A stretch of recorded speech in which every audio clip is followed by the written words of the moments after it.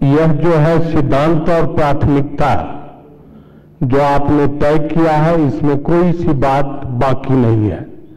करीब करीब हर बातों को आपने छुआ है और मुझे विश्वास है कि आप विनियोजन विधेयक लाएंगे तो उसमें अवश्य इसका अमल भी करेंगे।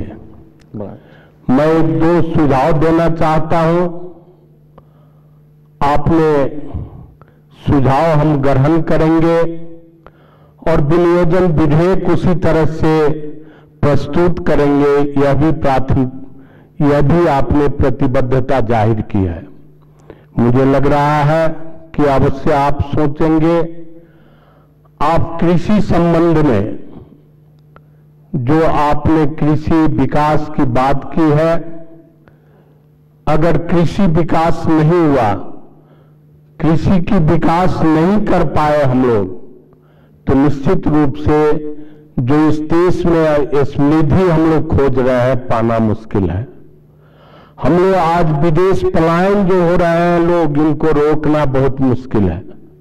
इन सारी चीजों के लिए कृषि का सबसे बड़ा चीज है, वह है चकलाबंदी और सहकारी। जब तक हम लोग कृषि औद्योगिकरण में नहीं जाएंगे, तब तक यह नहीं हो पाएगा। आप कृषि औद्योगिकरण की बात हम लोग करते हैं, लेकिन कृषि में आधारित जो चीनी मिल है, आज उसकी अवस्था देखिए क्या है। चीनी मिल वाले अपने जगह पर रो रहे हैं, किसान अपने जगह पर रो रहा है। चीनी बिक्री नहीं हो रही है नेपाल की, और विदेश से चीनी आ रही है। तो इन सारी बातों के लिए औद्योगिकरण की जो हम लोग बात कर रहे हैं, उसकी संरक्षण की भी जरूरत होगी। उसकी संरक्षण की भी बात हमें करनी होगी। स्वदेशी उद्योग का, कृषि में आधारित बहुत सारी उद्योग है जिसे हम लगा सकते हैं, और सहकारी के तरफ इसको ले जाएं। सहकारी के माध्यम से हम कृषि में विकास करें, और कृषि में विकास करने के लिए इसके लिए केवल अब धान गेहूं की खेती करके नहीं हो पाएगी। हमें आर्थिक आर्जन करने वाला और विदेश में निर्यात करने वाला भी हमें अब फसल उपजानी पड़ेगी, करनी पड़ेगी। ऑर्गेनिक खेती की आवश्यकता है। तो मैं आपसे निवेदन करूंगा, आपकी बजट में कृषि के संबंध में बहुत अच्छे प्रोग्राम लेके आवे जो कार्यान्वयन हो सके। उसी तरह से आपने जो स्थानीय तह का निर्माण हुआ है हमारे संविधान बमोजिम, उसी तरह से हम लोगों ने प्रदेश का निर्माण किया है। इसमें बहुत सारी खामियां हैं और हमारी असंतुष्टि अपने जगह पर है, लेकिन जो चीज आपने लिख डाला है, उस चीज को लिए भी जब तक प्रदेश मजबूत नहीं होगा, तब तक देश मजबूत नहीं हो सकता। आज प्रदेश का हम लोग निर्माण कर चुके हैं, लेकिन प्रदेश आज भी कोई काम नहीं कर पा रहा है। दो तरह की दिक्कतें हैं उसको, कर्मचारी की नहीं है, बजट की अवस्था नहीं है। और जिस देश में संघीयता आने के बाद प्रदेश कमजोर हो जाता है, प्रदेश नहीं चल पाता है, उस देश का क्या परिणाम निकलता है, मैं आपसे निवेदन करूंगा कि आपने सोचा होगा, देखा होगा, संसार भर का यह नमूना है। तो मैं आपसे निवेदन करूंगा कि आपने लिखा है कि बहुत सारी बड़ी बड़ी योजनाएं अब केंद्र करेगी, तो छोटी योजनाओं को आप ग्राम स्तर पर, नगर स्तर पर और प्रदेश स्तर पर इसे दें। प्रदेश को काम करने दें, प्रदेश को पूरी तरह से बजट दें, गांव पालिका नगर पालिका को पूरी तरह से बजट दें। आपका विनियोजन विधेयक में इस चीज को अवश्य रूप से रखेगा। अगर आप समझें कि सारी चीज हम केंद्र से करेंगे, तो कल की अवस्था जो थी आज वही अवस्था रहेगी। और संविधान ने जो कल्पना किया है कि हम संघीय लोकतांत्रिक गणतंत्र में प्रवेश किए, इसका मखौल हो जाएगा।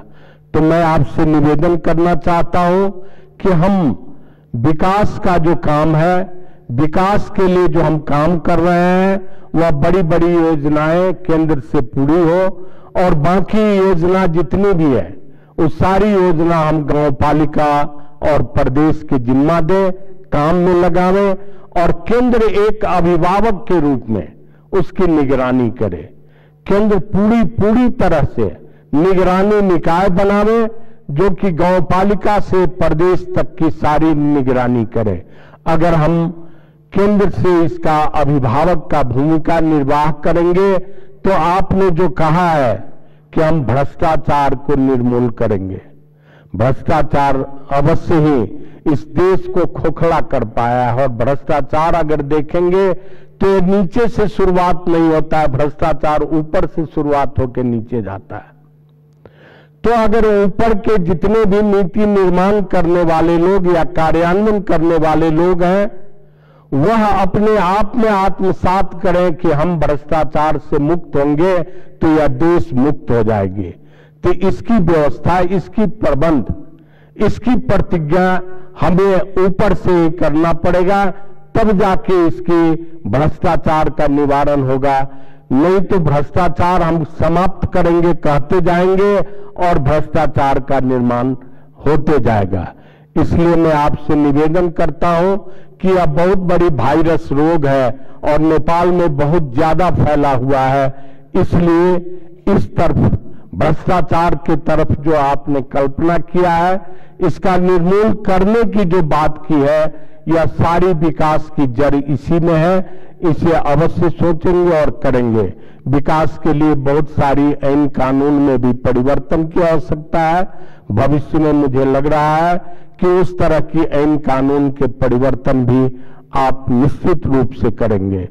स्वरोजगार की जहां तक बात है, जब तक औद्योगिकरण नहीं हो पाएगा तब तक नहीं हो पाएगा। शिक्षा की बात करते हैं तो मैंने देखा पिछले दिनों धरना हो रहा था और बड़े बड़े मंत्री से लेकर प्रधानमंत्री जी अभिभावक ग्रहण कर रहे थे कि मैं इतने बच्चों का अभिभावक हो गया। वह लड़का कल से जाएगा कि नहीं स्कूल, प्रधानमंत्री जी को फुर्सत है देखने का? जिस बच्चे का आप अभिभावक बने वह लड़का सही में स्कूल जा रहा है कि नहीं? मंत्री लोग भी इसी तरह से अभिभावक बन के गए, नाम लिखवाए। तो आज जो देखेंगे जितनी भी सामुदायिक स्कूल है, जितना भी सरकारी स्कूल है, उसकी स्तर क्या है? कोई भी एक गरीब आदमी उसमें पढ़ाने के लिए नहीं चाहता है। और पिछली बार मैंने सुना कि अब कर्मचारियों की बच्चा जो है प्राइवेट स्कूल में नहीं पढ़ेगा। क्या अभी किए हैं ऐसा? तो मैं आपसे अंत में निवेदन करूंगा, जब तक शिक्षा का विकास नहीं होगा, शिक्षा ज्ञान की चीज है, सुबुद्धि की चीज है, यही एक तीसरा हमारा आंख है। इसे प्राविधिक शिक्षा के रूप में या ज्ञान की शिक्षा के रूप में अवश्य इसे आगे बढ़ाइए, इसमें जोर दीजिए और मधेश में इसकी बहुत बड़ी कमी है, इसके लिए आप ध्यान दीजिए, बढ़ाइए। मुझे लग रहा है कि इसका भी निराकरण होगा। इस तरह से आपने जितनी भी बातें लाई है बजट के इस सिद्धांत में, प्राथमिकता में, इस चीज को आप अवश्य रूप से जोड़ें। विनियोजन विधेयक किसी में बिना भेदभाव किए हुए